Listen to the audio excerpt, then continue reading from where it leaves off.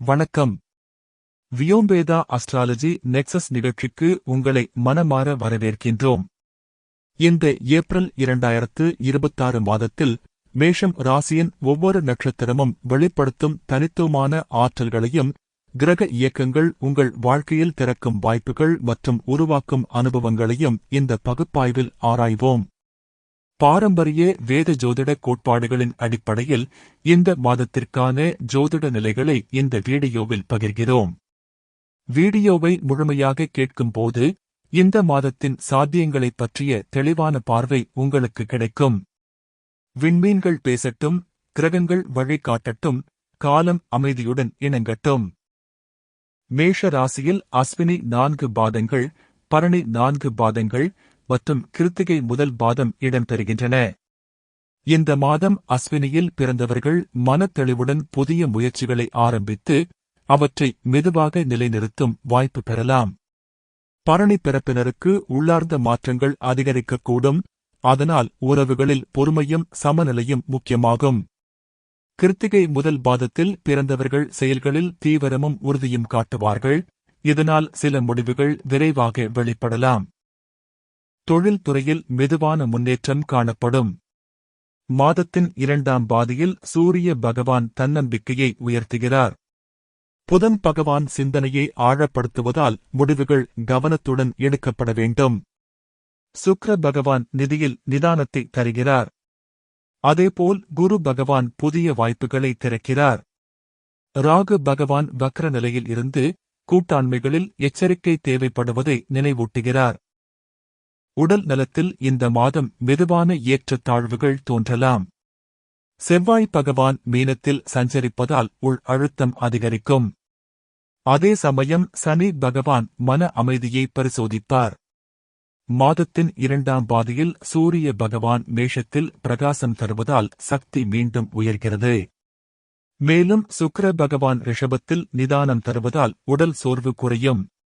மூச்சு பயிற்சி மற்றும் ஒழுங்கான ஓய்வு இந்த காலத்தில் உதவும். இந்த மாதம் உள்மன மாற்றங்கள் அதிகரிப்பதால் உறவுகளில் பொறுமை அவசியமாகிறது. புதன் பகவான் மீனத்தில் சஞ்சரிப்பதால் உரையாடல்களில் நுணுக்கம் தேவைப்படும். அதேபோல் சுக்கிர பகவான் ரிஷபத்தில் நுழைவதால் குடும்பத்தில் மென்மையான சூழல் உருவாகும். ராகு பகவான் வக்ர நிலையில் இருப்பதால் நண்பர்கள் வட்டத்தில் எதிர்பாராத மாற்றங்கள் தோன்றலாம். இதனால் தெளிவான எல்லைகள் உறவுகளை நிலைநிறுத்தும்.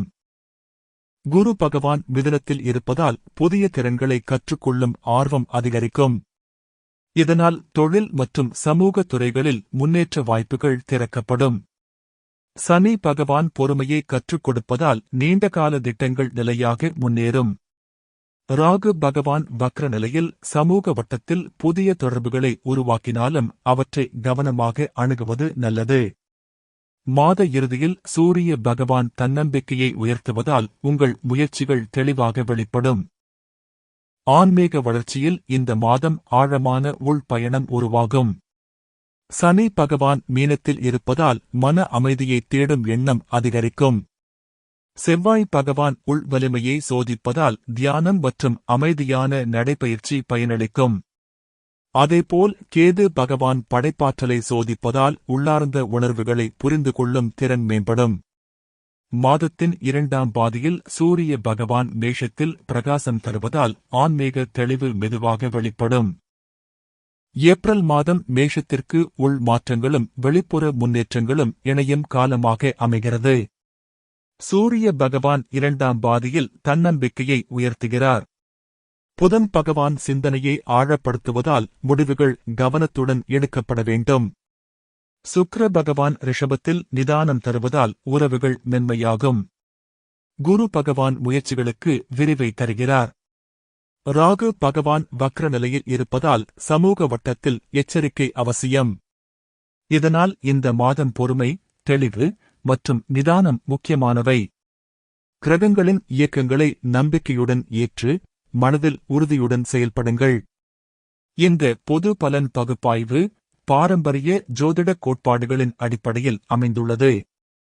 இந்த மாதம் உங்கள் முயற்சிகளில் முன்னேற்றம், உறவுகளில் இனிமை, உங்கள் வாழ்வில் அமைதி, தெளிவு மற்றும் ஒத்திசைவு நிலவ வாழ்த்துகிறோம்.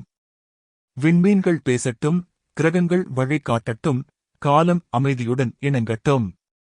வியோம்பேதா அஸ்ட்ராலஜி நெக்சஸ் நிகழ்ச்சியில் இணைந்ததற்கு நன்றி. அடுத்த சந்திப்பில் மீண்டும் காணலாம்.